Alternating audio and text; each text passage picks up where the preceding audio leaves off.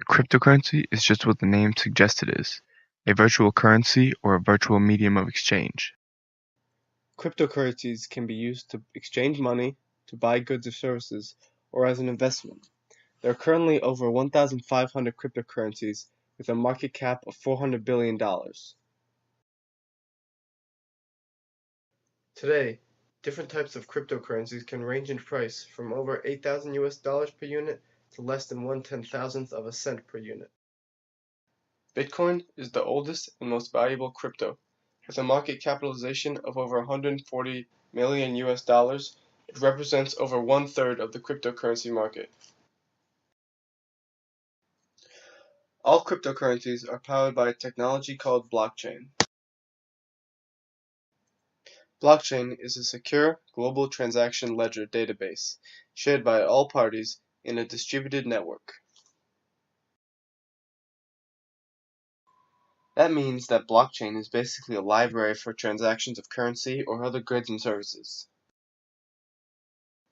But instead of one central entity, like a bank, monitoring, authenticating, and recording all the information about the transaction, all the information is shared on computers around the globe, and all information is corroborated when a transaction is made. Blockchain comes with multiple inherent security measures. For example, all data stored in the blockchain ledger is encrypted, and all access to the data is encrypted as well. Also, because blockchain runs on a distributed network in which copies of information are shared on servers across the world, the loss of one server won't delete or lose any of the data because the master record is shared. Another security feature of blockchain is the fact that all transactions are immutable. The use of tokens to represent data or information allows for clear evidence of transactions and ownership history, thus preventing the double spending or using this given amount of money to buy more than one item. There are four key tasks in the cryptocurrency market: creation, storage, exchange, and processing. Creation of cryptocurrency is done by mining. Mining is done by individuals using computers to process and record transactions onto the public ledger or the blockchain to unlock rewards like bitcoins. Mining requires heavy computer power to satisfy security conditions and ensure all network participants agree the blockchain is accurate.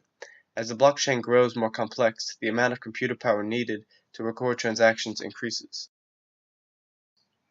Cryptocurrencies are stored in wallets. Wallets can be offline or online. Like stocks or commodities, cryptocurrencies can be bought or sold on exchanges. Most exchanges allow trading for cryptocurrencies for fiat currencies like the dollar or the euro. Processors provide services and tools for merchants or sellers to accept cryptocurrencies as a form of payment. With a market cap of 400 billion US dollars, it might seem like the cryptocurrency market is pretty large, but that is not the case when you compare it to other economies and markets.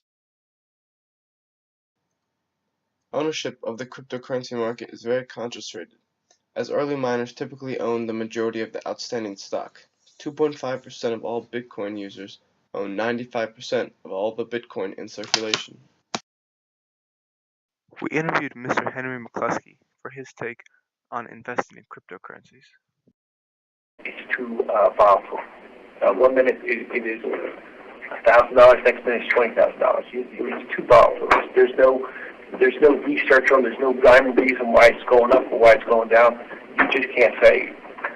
There's no numbers to this point to say it's going to go to this point. There's no one out there really researching and saying, the past, ebbs and flows of a financial vehicle. To look back on it and say, these market conditions will greatly affect this because of this, there's not anything there. Also, the majority of cryptocurrency trading is done by individuals. In 2016, over one-half of Bitcoin users said Bitcoin was an investment rather than a tool to purchase things. Cryptocurrencies are gaining popularity abroad as well. Based on the locations of crypto-to-cash machines, there are more than 22% of them are located outside the US. Also, as of 2017, a majority of Bitcoin trading occurs in China. Also, the number of businesses accepting cryptos is growing as well, thanks in part to large concentrations of businesses in Europe, Japan, and South Korea. Although individual investment in cryptocurrencies have been growing, investments by financial institutions have been slow.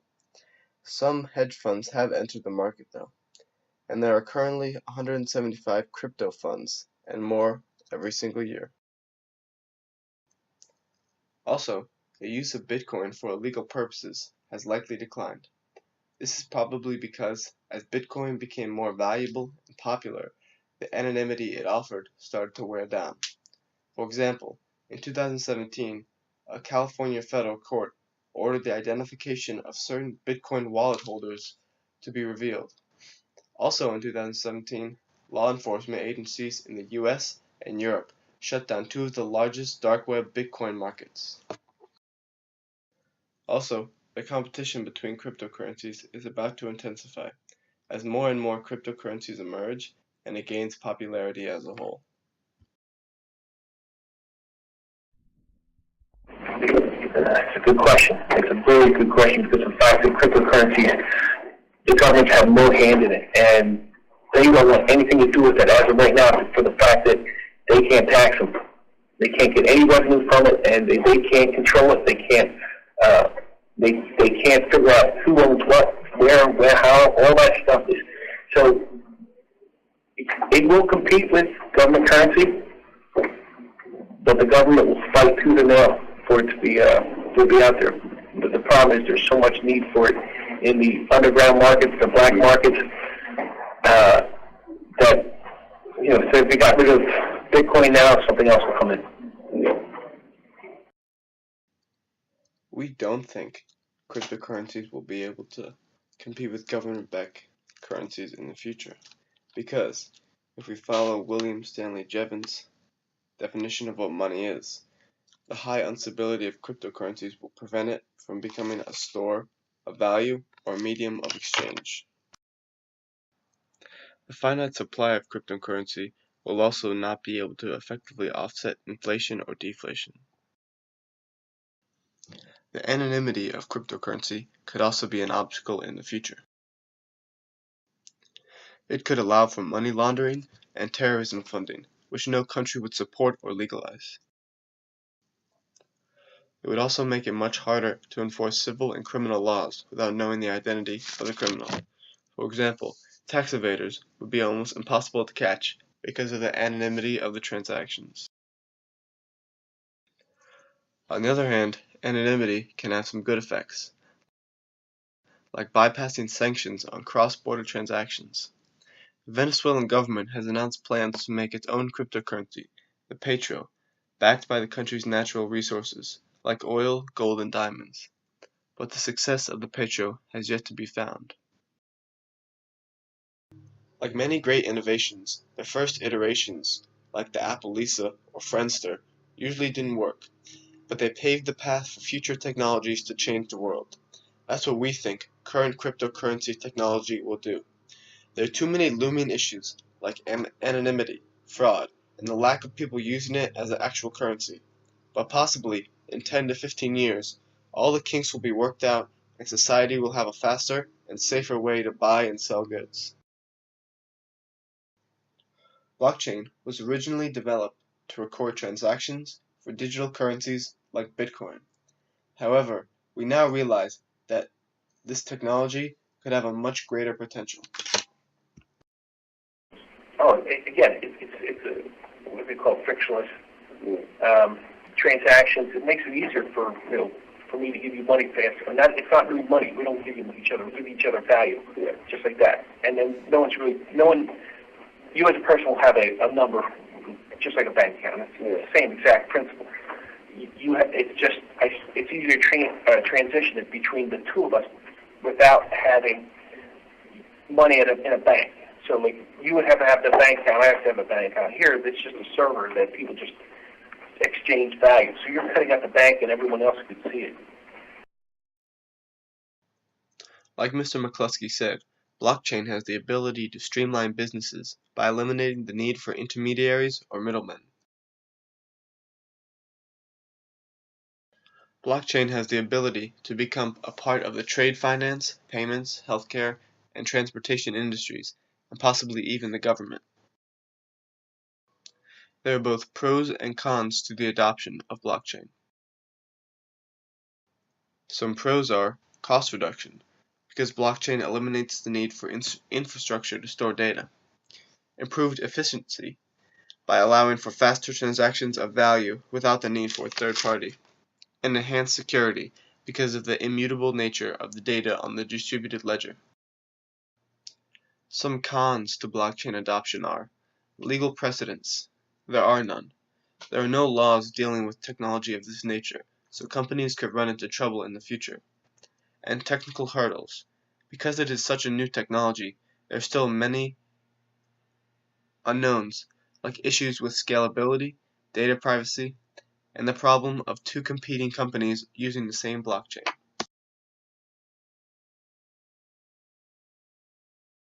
As the government can't see that to see what's going on, with the accounting world, everything is documented, everything is there, everything can be audited. With that blockchain, all that stuff, it's nice. It takes care of all it cuts out all the middle people, but it also gets rid of all the auditing that can go on, and it's really difficult it's really difficult for people in the financial world, again, figuring out who's got what, when, how, all that stuff. It's meant to hide transactions from government, from other people, and if it becomes a part of, I can't see it being part of it just for the fact that they can't track anything. Much of the early allure that attracted investors to cryptocurrencies was the lack of regulation. In 2016, the Financial Stability Oversight Council acknowledged cryptocurrency technologies, but said they don't really matter today, they're just not big enough. But if cryptos continue to grow at the same pace, this won't be the case in a few years.